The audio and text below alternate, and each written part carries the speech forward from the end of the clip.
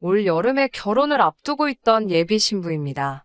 결혼을 앞두고 있던 일 때문에 지금 여러 가지를 고민 중입니다. 친구들이나 몇몇 지인들에게 고민 상담하는 식으로 털어놓은 적이 있는데 제 편을 들어주는 사람도 있고 시댁의 뜻을 따르라는 사람도 있고 의견이 분분합니다. 하지만 저는 제 생각이 맞는 것 같아서 이렇게 사연으로나마 한번 보내봅니다. 여러 사람들의 의견을 들어보고 저의 결정에 잘못이 있나 한번 판단해보고 싶어서 말이에요. 올해 초에 양가상견례가 끝나고 이번 설이 지나고부터 본격적인 결혼 및 예물 예단 이야기가 오고 가고 있던 시점이었습니다. 저는 공무원이고 남편 될 사람은 회사원입니다. 저는 공무원 시험에 남들보다 빨리 합격을 해서 일을 시작한 지도 오래되었고 호봉수가 높아 현재 취직한 지 기간이 얼마 안 되는 예비 신랑보다 월급이 조금 높은 편이에요. 한 달에 1, 20만 원 차이밖에 나지 않아 그게 그렇게 차별을 둘 점이라고 생각하지도 않고 예비 신랑이 다니는 회사는 직급이 오를 때마다 연봉이 상당히 많이 튀기 때문에 조만간 따라잡힐 예정입니다. 그래서 현재 제가 돈 조금 더 버는 거 가지고 누가 더 잘났다, 제가 더 잘났다 이런 이야기를 하기는 조금 그래요. 하지만 결혼을 위해 모아놓은 돈은 제가 좀 더 많습니다. 제가 아무래도 일을 예비 신랑보다 몇 년은 빨리 시작했으니 통장에 모여있는 돈만 몇 천에 이것저것 다 합치게 된다면 1억 정도의 돈을 가지고 있었고 예비 신랑은 4천만 원을 모아놓았다고 합니다. 거기에 추가로 저는 할부 하나 남지 않은 제 개인 자차를 소유하고 있습니다. 각자 출퇴근하는 방향이 다르니 결혼하게 되면 예비 신랑도 차를 뽑을 예정이고요. 그렇게 되면 없던 할부가 생기게 되는 거나 마찬가지니 사실은 저는 1억 2천이 있는 거나 마찬가지고 예비 신랑은 앞으로 빠질 차가 8불을 생각하면 2천만 원밖에 없는 거나 마찬가지입니다. 이런 상황에서 집을 두 채 보유하고 있는 시댁에서 결혼하게 되면 아파트를 신혼집으로 하라고 내어주신다 하셨습니다. 재개발이나 그 어떤 호재도 없고 주변에 그 흔한 지하철역도 차로 10분을 가야 하는 애매한 위치에 있는 아파트였어요. 위치가 서울이다 뿐이지 주변 상권이나 대중교통만 생각해본다면 경기도에 새로 개발되는 신도시에 비교했을 때 아무런 장점이 보이지 않았습니다. 호재도 없고 그렇다 보니 시세도 2억 정도밖에 안 되는 데다가 단지도 아주 작은 단지여서 제 생각엔 재개발이 된다고 하더라도 그 시기는 아주 먼 미래 이야기인 것만 같고 여차하면 재개발이 영영 안 될 수도 있지 않을까 하는 생각도 들었습니다. 물론 시댁에서 신혼집을 마련해준다는 사실에 감지덕지 해야 하는 게 맞지만 위치도 주변 인프라도 워낙 보잘것없어서 저는 그 집에서 꼭 시작해야 할 이유를 찾지 못했어요. 거기에 오래된 구축 아파트인데다가 리모델링도 되어 있지 않아 저희가 그 집에 신혼살림을 차리게 된다면 저희가 직접 리모델링까지도 해야 하는 판이었어요. 그래도 서울이라고 시세가 괜찮으니 제 생각에는 그 집을 팔고 나서 저희가 모은 돈을 합치면 경기권 신축 아파트나 못해도 서울에 있는 더 투자 가치가 있는 곳에서 시작할 수 있을 것 같은 생각이 들었습니다. 그런데 예비 시부모님께서는 꼭 저희가 그 아파트에 신혼살림을 차리는 조건이 아니라면 저희에게 지원을 해줄 생각이 없다고 하시네요. 오히려 아직 아무 호재도 없는 것이 호재라고 하시면서 향후에도 재개발 등 집값이 오를 이유는 충분하다고 하시면서요. 단지 오래된 아파트라서 그 집에서 살기 싫어서 팔려는 거면 운 좋게 그 집을 주워가는 사람만 좋은 거 아니냐고. 그 생각을 하면 너무나도 배가 아파서 그 꼴은 죽어도 못 보시겠다고 막무가내이십니다. 아직도 그 집에 투자 가치가 있다고 생각하시는 것 같았어요. 거기에 추가로 시댁에서 집을 해주는 부분이니 집값의 20%에 해당하는 4천만 원을 예단으로 준비하라고 하시더군요. 거기에 추가로 리모델링비 3천만 원, 신혼집에 들어갈 혼수까지 2천만 원에 저희 쪽에서 결혼식 비용까지 전부 하라고 요구를 하셨어요. 저는 이분들이 뭐를 잘못 드셨나 하고 생각을 하고 있었는데 좀 더 이야기를 나누다 보니 그 집에 아직 대출이 8천 정도가 남아있다는 사실까지 알게 되었어요. 심지어 그 대출금은 결혼 후에 저희가 갚게 되는 거라고 하셨고요. 그건 조금 아닌 것 같다고 말씀드리려니 제 말은 쏙 끊어버리시고는 또 어느 나라 계산법인지 이상한 논리로 말씀을 하시더라고요. 시어머니께선 2억짜리 집에 대출이 8천이 남아있는 상황에 예비 신랑이 모아둔 돈 5천을 합한다면 신랑 쪽에서 1억 7천을 해가는 거나 마찬가지라고요. 시부모님이 거기에 예비 신랑이 탈 자동차를 3천만 원을 들여서 정확히 2억을 맞춰주신다고 합니다. 그러면 신랑 쪽에서 2억을 해가는 것이니 그 아파트 명의는 예비 신랑 명의로 두겠다고요. 가뜩이나 그 집에서 살기 싫어서 전전긍긍하고 있는데 그 말을 듣고 더욱더 그 집에서 살기가 싫어졌어요. 말인즉슨 예비 신랑은 저랑 결혼만 하면 어차피 부모님께 증여받을 것이긴 하지만 2억짜리 집이 그대로 생기는 거잖아요. 그런데 저는 결혼식 비용에 혼수 예단을 하고 거기에 리모델링까지 하게 되면 말 그대로 여태 모은 돈을 정말 다 써버리게 되는 건데 저는 모아놓은 1억을 전부 다 쓰고 얻는 게 아무것도 없는 상황인 거잖아요. 거기에 아직 대출도 8천이나 남아있는 상황에 결혼하면 제가 번 돈으로 그거 이자까지 고스란히 내게 생겼는데 말이에요. 예비 신랑에게 이 상황을 해결하지 않으면 저는 결혼을 할 생각이 없다고 못을 박았어요. 저는 여태까지 시댁이 억지를 부리고 있는 거고 제가 정상이라고 생각을 했었거든요. 그런데 예비 신랑이 무슨 말도 안 되는 소리를 하는 거냐며 오히려 저에게 보인 반응 때문에 어이가 다 없더라고요. 저보고 결혼 비용으로 1억을 더 들고 오고 나서 말을 꺼내라고 하네요. 정말 저는 그 말을 듣자마자 제 귀를 의심했습니다. 예비 신랑의 말은 이거였어요. 예비 시부모님 말 맞다나 자기는 2억짜리 집을 해온다. 이미 제가 준비한 결혼 비용인 1억보다 자기가 1억을 더 해오는 상황이나 마찬가지가 아니냐. 그러면 자기가 벌써 저의 2배를 가져오는 거지. 이건 반반 결혼이 성립하는 게 아니지 않느냐고 말하면서요. 오히려 부모님이 집을 그냥 주신다는데 자꾸 말도 안 되는 억지를 부리고 이 결혼을 파국으로 몰고 가는 게 전부 저에게 잘못이 있다는 식으로 몰아가더라고요. 저는 예비 신랑에게 계산 좀 똑바로 하고 말을 하라고 했어요. 그 집값이 2억이라고 너가 해오는 게 2억이 되는 게 아닌 거라고. 어거지로 숫자만 맞춰놓고 너네 부모님이 지금 내가 평생 모아놓은 1억 원 빼먹으려고 하시는 거나 마찬가지인 거라고 말했지요. 솔직히 틀린 말 아니잖아요. 대출도 반 가까이 남은 집을 갚아서 주시는 것도 아니고 명의도 전부 남편 걸로 해주면 저는 제 생돈 들여서 리모델링까지 해주는 거고 집값의 20%를 예단을 준비하라는 것도 사실 무슨 소린지 이해도 안 갔어요. 강남 노른자 땅에 20억짜리 아파트 해주시면 제가 그 정도 요구는 합당하다 생각을 하겠는데 이건 아무리 봐도 제 돈으로 아파트 잔금 치르고 남은 돈으로 리모델링까지 하려는 고약한 심보가 너무 뻔히 보이잖아요.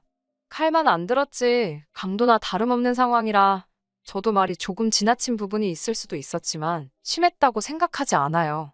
그런데 예비 신랑은 어떻게 자기를 낳아주신 부모님이고 앞으로 제가 섬겨야 할 시부모님이 되실 분들인데 말을 그따구로 할 수 있느냐고 화를 내더라고요. 아니, 이 사람아. 지금 그 이야기를 하는 게 아니잖아. 예비 신랑은 앞으로 저희 남편이 될 듬직한 모습은 보여주지 않고 자기 부모님의 이상한 계산법을 마치 정답이라고 생각하는 듯이 제 말은 들을 생각도 없었고 제가 이러는 본질은 보지 않고 자꾸 이상한데 꽂혀서 자기 부모님한테 말을 그렇게 하냐고 징징대고만 있었어요. 이러니 제가 파혼을 해야겠다는 결심을 할 수밖에 없었지요. 예비 시댁이나 신랑은 크게 오해하고 있는 부분이 있던 거예요. 요즘 집 해주는 시댁이 어디 있냐는 논리로 나오는데 반대로 따지고 보면 제 나이에 결혼할 때 되어서 1억이나 모아놓은 사람 과연 몇 명이나 있을까요? 이 결혼이 어그러지게 되면 땅을 치고 후회할 사람이 과연 누구라고 생각하고 저랬던 걸까요? 저는 결국 예비 신랑에게 의견이 시작할 때부터 좁혀지지 않으니 결혼을 다시 생각해봐야겠다고 말하고 서로 정리할 시간을 갖자고 했습니다.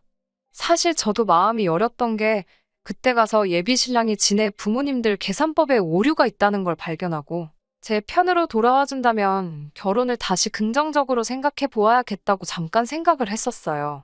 그 집구석도 저라는 사람을 놓치면 큰 손해라는 걸 알고는 있던 건지 아니면 제가 말도 안 되는 가머니설에 속아 넘어가는 머리에 꽃밭밖에 없는 정신 빠진 여자는 아니란 걸 깨달은 건지 며칠 뒤에 나름 중재안이랍시고 조건을 조절해서 가져왔어요.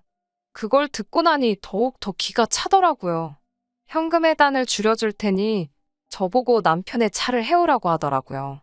그리고 시댁 쪽에서 남편의 차를 해주려던 돈은 대출금에서 해당하는 금액만큼 상환을 하겠다고요. 그럼 이자도 줄고 저도 결혼 비용을 더 의미 있는데 쓰니 좋은 거 산이냐고요. 대체 뭐가 다른 건지 예비 신랑하고 이야기해봐야 더 답도 안 나올 것 같고 시어머니한테 단도직입적으로 만나자고 했습니다. 제가 조선모사에 넘어갈 만큼 어리숙해 보이시냐고 그냥 공동명의로 해주기 싫은 이유라도 말씀해달라고 했어요.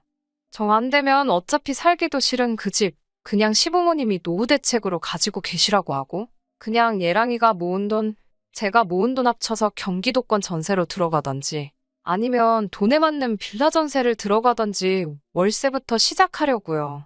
제가 시어머니로 모실 뻔했던 그 아줌마는 당당하게 이야기를 하더라고요.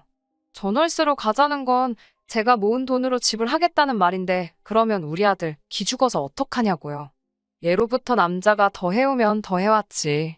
여자가 더 해오는 결혼 잘 성사된 꼴을 본 적이 없다며 우리 아들 처가 갈 때마다 기죽어 있게 만들 셈이면 자기도 장가 보낼 생각이 없다고 하시더라고요.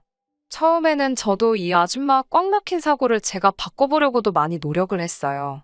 그렇게 할 생각 없다고 말씀드렸고 그 집에서 신혼살림을 차리기 싫은 이유도 말했어요. 투자 가치도 제가 볼 땐 많이 없어 보이는 데다가 어머님이 요구하는 조건만 두고 보면 제가 여태껏 모아놓은 돈을 전부 다 쓰게 되는 거나 마찬가지인데 공동명의로 해주시는 게 뭐가 그렇게 힘드냐고요. 이 아줌마는 제 말에 또 성질부터 버럭 내시더라고요. 다른 사람 명의로 하는 것도 아니고 네 남편 될 사람 명의로 돌리는 건데 그걸 꼭 공동명의를 해야 하냐면서요.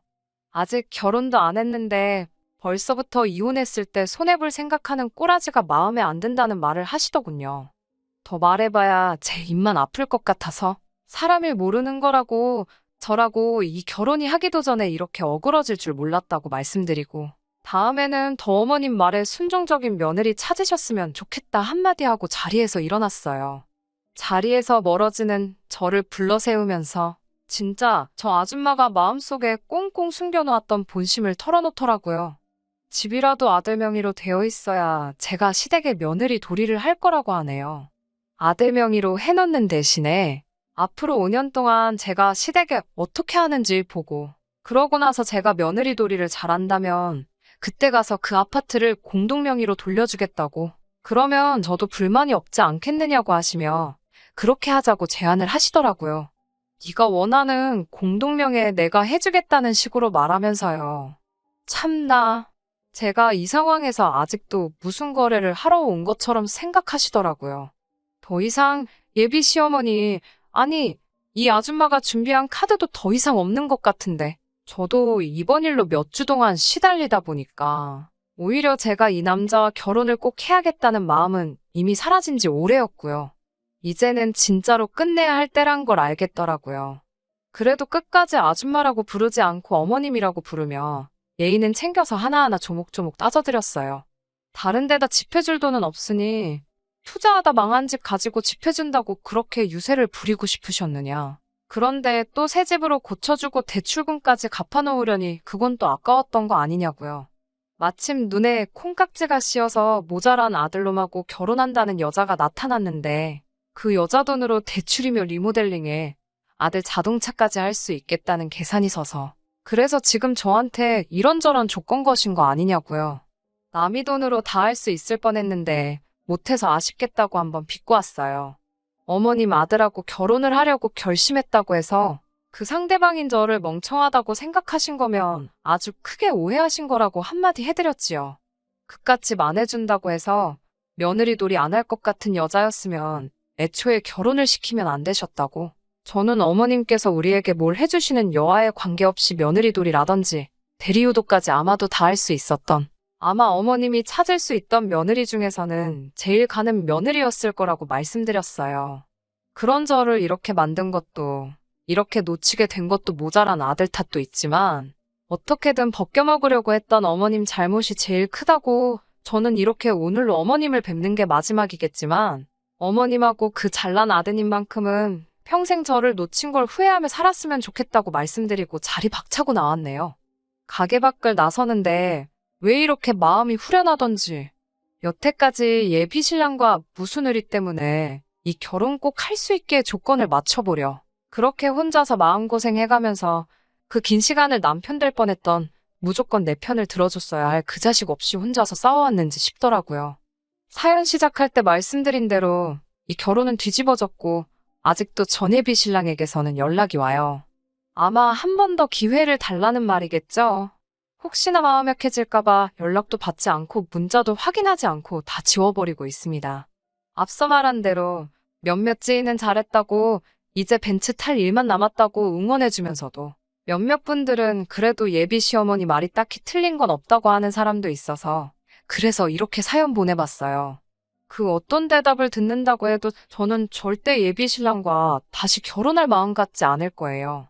하지만 저를 위로해 주실 필요 없이 솔직한 심정으로 제가 과연 잘한 건지 아니면 너무 제 입속만 챙기려고 했던 건지 의견 나누어 주시면 감사하겠습니다. 그러면 제 사연은 여기서 마무리 짓도록 할게요. 끝까지 들어주셔서 감사합니다. 오늘의 사연은 여기까지입니다. 구독과 좋아요, 알람 설정 부탁드리고 더 좋은 사연으로 다시 찾아뵙겠습니다. 감사합니다.